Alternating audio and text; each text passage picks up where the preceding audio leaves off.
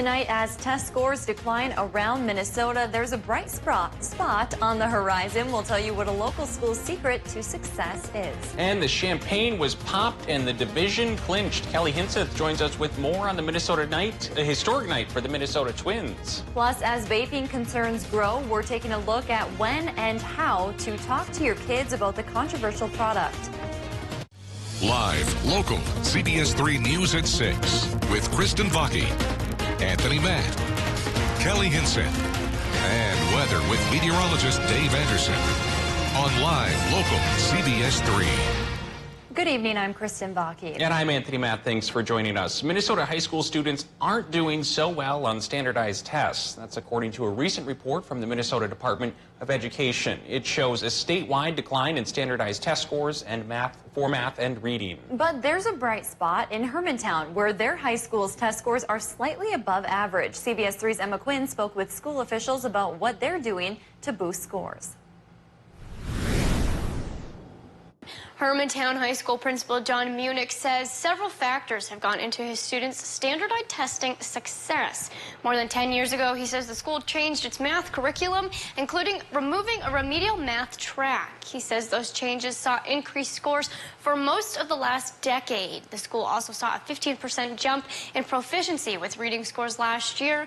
Munich says this was due to the changing of the testing environment. Students tested in large groups before, but now they test in small group settings. We've been fortunate to have some pretty good test scores. I think a big part of that is the realization that you don't use the test scores to drive your curriculum. We work on having the best curriculum that we can, and then we let the test scores reflect whether our curriculum is working or not.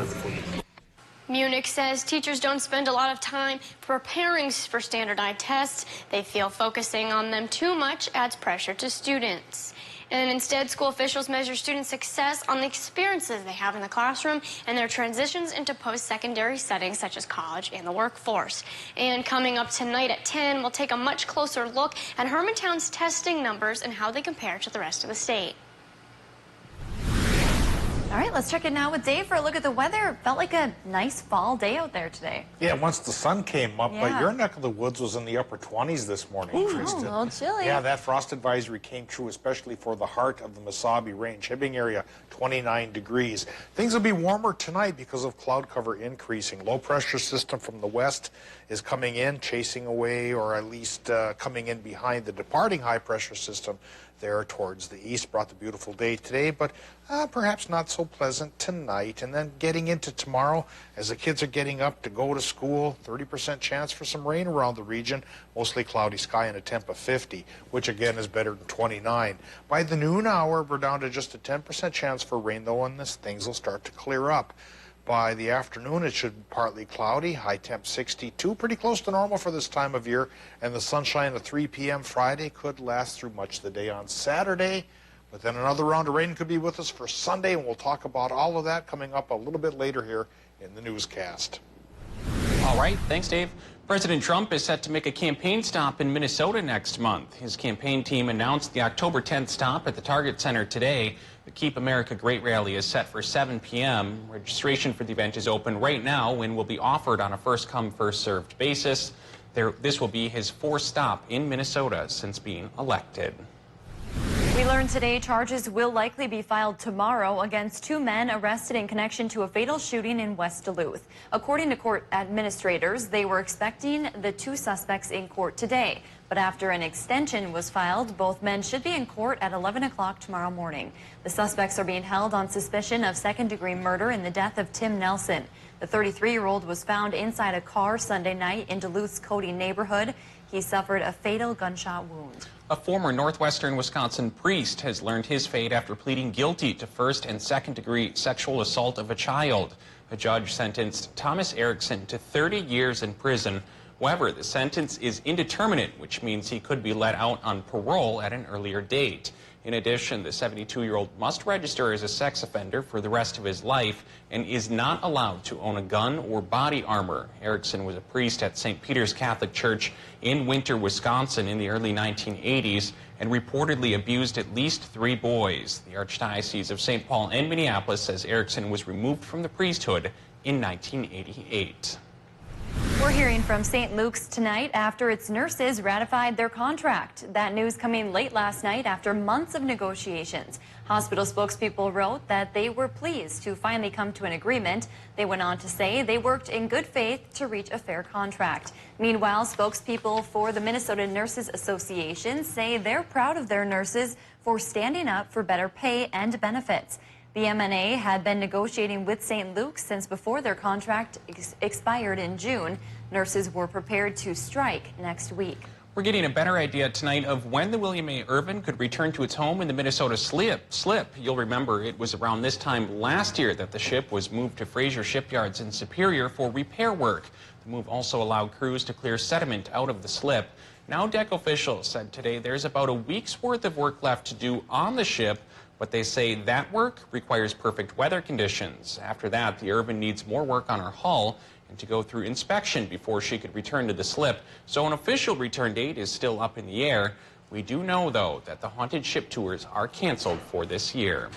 There could be a nearly $50 million upgrade coming to Hibbing's athletic facilities. According to Hibbing's Superintendent Rick Aldrich, a facilities committee made up of the teachers, coaches, and community members is drafting the plan.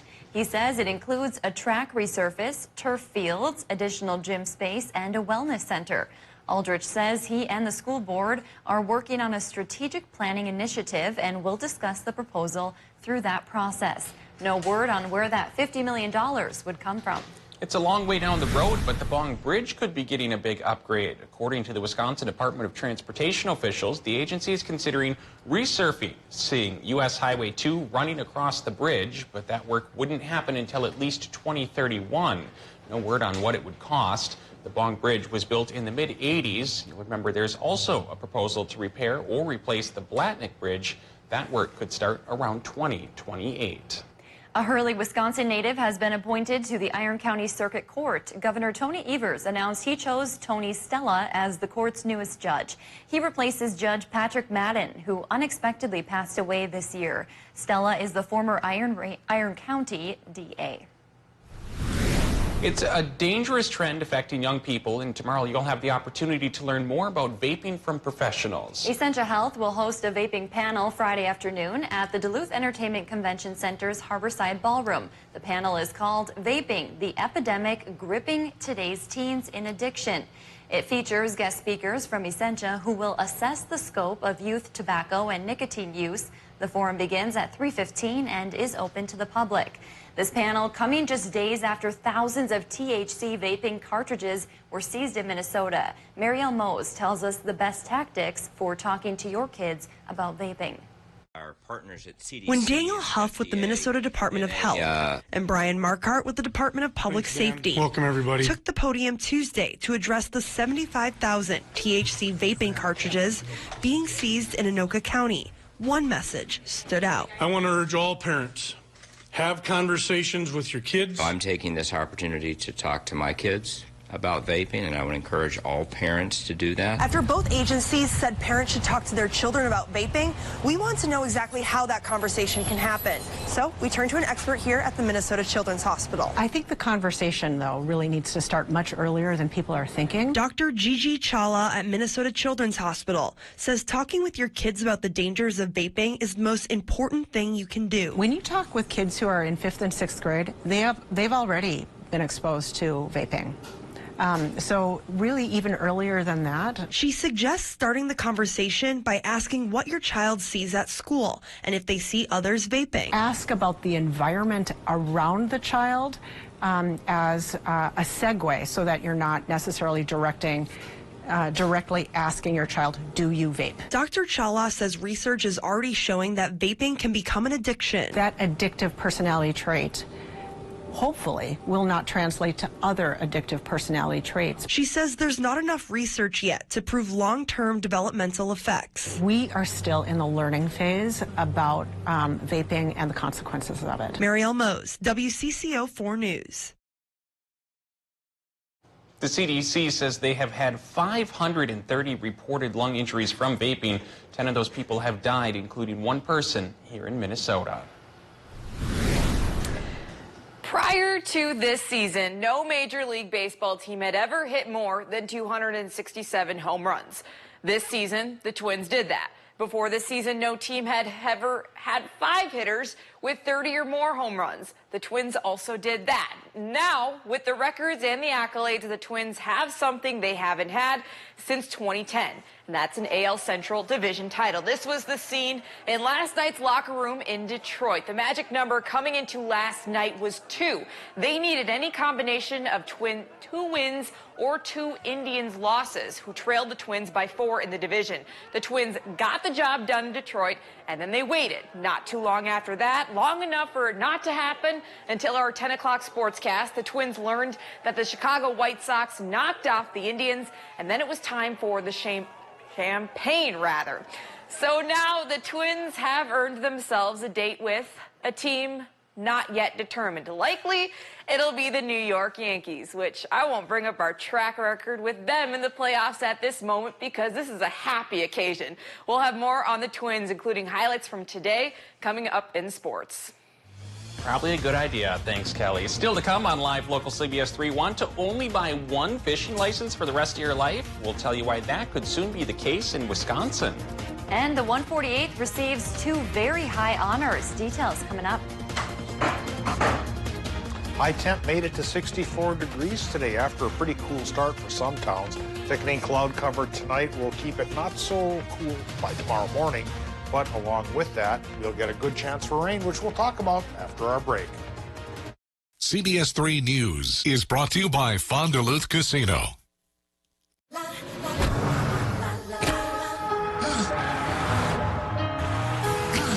Hold on to me. Don't let me go. Your first name is free. Last name is dumb.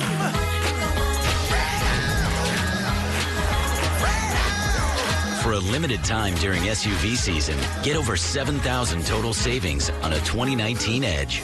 Only at your Northland Ford dealers. Freedom. Welcome to Medical Insight, a weekly healthcare feature brought to you by the experts at Essentia Health. Here's your host, Louis St. George. Each year, about 1.5 million Americans are impacted by sepsis, which is responsible for 1 out of every 3 hospital deaths.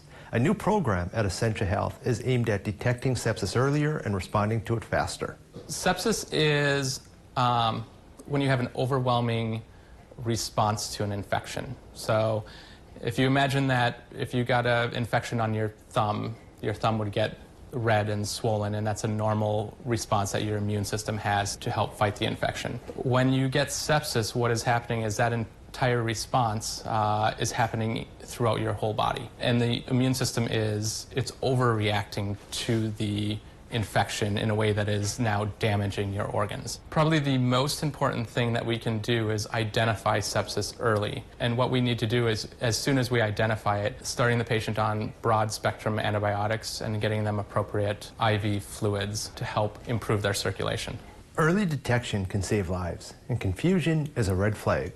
For somebody already dealing with an infection who then becomes confused, it's imperative they get to a hospital. We've done a really good job nationally of increasing the public's awareness of things like stroke and heart attacks and how important early treatment is. We haven't done as good of a job about educating people about sepsis. And your chance of surviving an episode of sepsis or septic shock is directly related to how quickly we can treat you and diagnose you. This effort is helping us achieve our aspirational aim of 0 preventable harm. For Medical Insight, I'm Louis St. George. This Medical Insight was brought to you by Essentia Health. To learn more about the services we offer, visit essentiahealth.org. You believe in miracles? I do. Do you think I'm crazy? We want you to help us investigate unexplained phenomena. You don't care that I don't believe? I do not. I was dead. Now I'm not. Everything has changed for me. So we're investigating a miracle. What is that? This work is never boring, is it? Nope. Evil premieres CBS tonight. CBS 3 Weather is brought to you by Home Furniture. Now, the CBS3 Duluth WeatherMax forecast with meteorologist Dave Anderson. It sure got chilly at the heart of the range this morning. The Hibbing area 29 degrees and not much warmer towards Chisholm or Buell or Nashwauk or Keewatin or up towards Side Lake. A surprise though this morning is how cool it got at the Solon Springs Airport. 32 degrees. There's a pocket of coolness in that part of Wisconsin. About 8 degrees cooler than I expected, frankly. Well, now tonight, keep fingers crossed, I'm expecting things to be warmer as cloud cover takes over in advance of our next chance of rain, which should go from tonight through about noon tomorrow and then break and give way towards sunnier conditions for Friday afternoon and a good portion of Saturday. So half the weekend should be pretty decent for autumn. The other half may be a little bit rainy and gloomy. Right now it's starting to get a bit gloomy here in the Twin Ports as the clouds with that next low pressure system start to cover our sky. But up over the hill at the airport there's at least a little bit of sunshine trying to poke through. Current temp is 61. That's pretty close to normal high for this time of year. The wind right now is southwesterly 9 miles per hour. Relative humidity 56%. Air pressure 29.74, and going down as the low pressure system gets closer to the region. Temperatures right now 57 or 58 Hibbing, 59 Grand Rapids, and 59 also towards Moose Lake and Hayward and Ironwood too. 60 in Ashland, 61 Superior, 59 towards Ely. Low temps tonight, instead of the 30s this time around, probably the 40s for most of our towns. The daytime highs tomorrow, low 60s for a lot of places. Again, thanks to the cloud cover in the morning and then sunshine in the afternoon. All right, that low pressure system coming in from the west is starting to push very light showers towards Big Fork and Grand Rapids, and there's upwards of a 70, even 80% chance tonight your town will get a little bit of this as it comes through. So we go to the bigger picture and we see it's coming courtesy of a low pressure system centered towards North Dakota with its occluded front and warm front working to the region right now. So the high pressure that brought sunshine earlier today is going away, and it's this low pressure system that'll have its way with us till about noon tomorrow. Then in the afternoon tomorrow, a little high pressure cell from the northwest will wedge in between two lows, and that's why we'll get sunshine Friday afternoon and most of Saturday. But as early as Sunday, this low pressure system in the mountains that's expected to bring snow to those folks will be bringing rain to our region, and once it begins on Sunday, it may not let go for several following days, which we'll show you with the 7-day forecast here. And the process begins tonight in Minnesota with low temps about 48 to 53, so much warmer. 70% chance for the rain on that side of the border. Into Wisconsin and Michigan, it's a 50-50 shot for the rain with low temps about 50 to 55, so yeah, a lot warmer there as well. Tomorrow's daytime highs, Wisconsin, Michigan, 60 to 65, morning rain, then afternoon clearing. And morning rain as well in Minnesota with afternoon clearing and highs there, 54 to 62 inland, 55 to 60 by the lake. So firing up the 7-day forecast, Friday gets that morning chance of rain, then afternoon sunshine. Saturday's partly cloudy and 57, but Sunday 80% chance for the rain to return, high of only 51. And then the rain sticks around through Wednesday. We may spike up temperature-wise towards 68 on Monday, but again with the 70% rain chance, what a waste. You know, the Iron Range area likes to try and break those cold temp records. I don't know, 29 degrees is pretty It was cold. pretty brisk, but you know, cotton is trying to usurp everybody. I know. Earlier in the winter, Yep. 56 below, 3 degrees off, 4 degrees off from the state record. Somebody's trying to take our title, Krista. I don't know, we gotta fight Maybe for we it. should let them have it, actually. Yeah, that's Cotton, true. you want to be You the can cold have king? it. There you go. Tower needs a break. Thanks, Dave.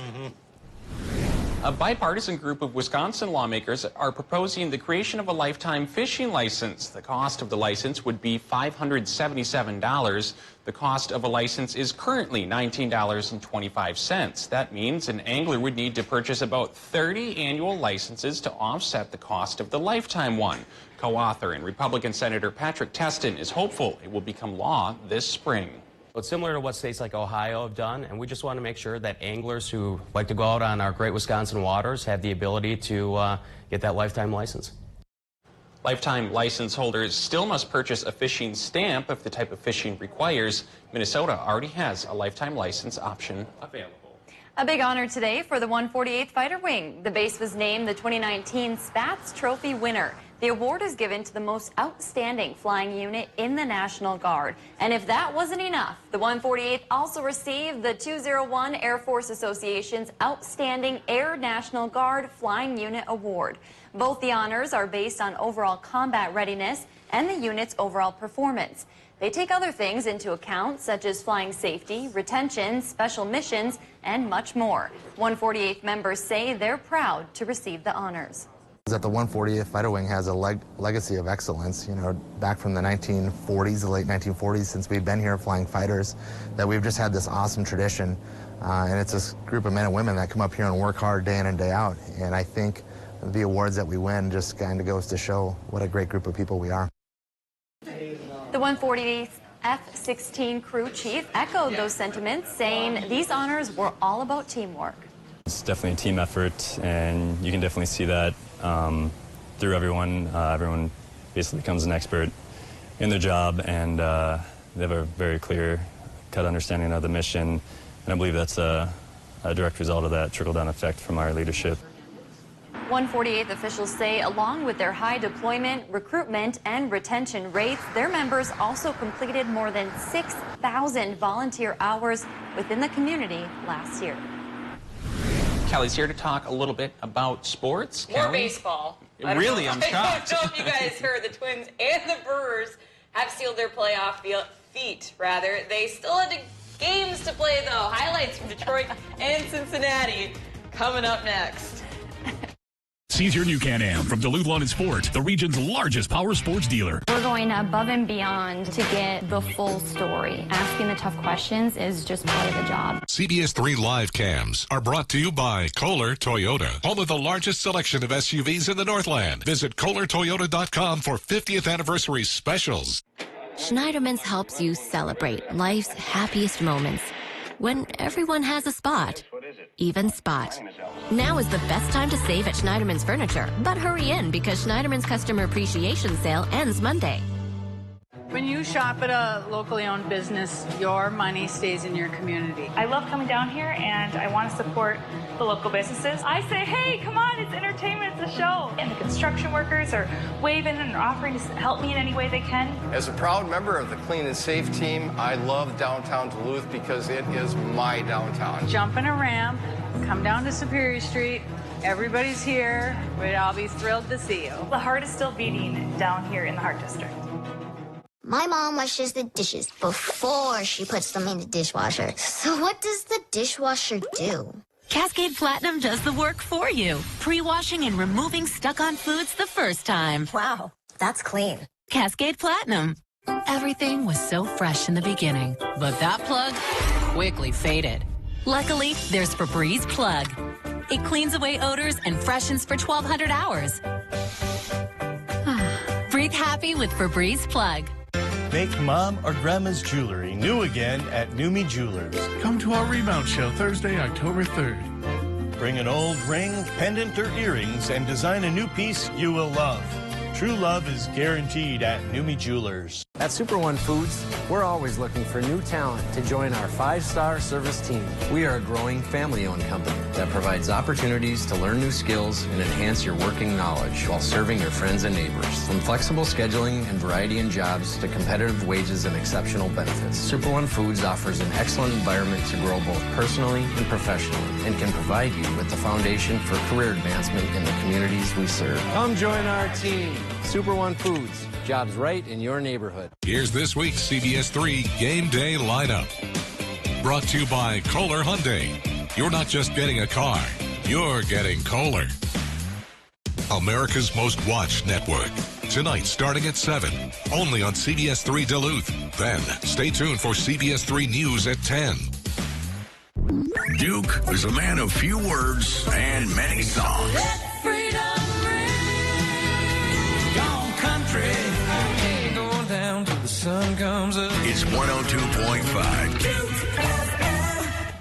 I don't like bullies, and I don't like you. Star Trek Voyager. Find heroes and icons only on My 9. Now is the best time to save on Stressless at Schneiderman's Furniture. For limited time, when you purchase Stressless, receive up to $1,500 towards additional Stressless purchases, plus 48-month special financing. Schneiderman's Furniture. Now, CBS3 Sports with Kelly Hinson.